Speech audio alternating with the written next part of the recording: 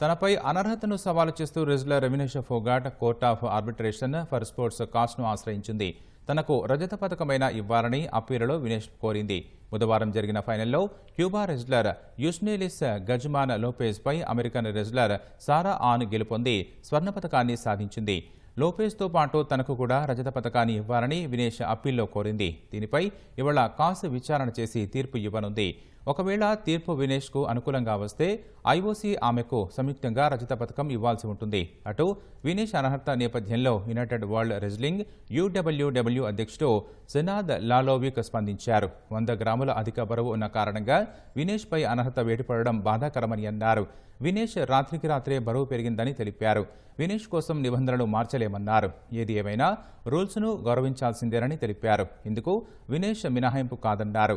వినేష్ స్వల్ప తేడాతోనే అధిక బరువు ఉన్నప్పటికీ నిబంధనలను మార్చలేమని లాలోవిక్ స్పష్టం చేశారు.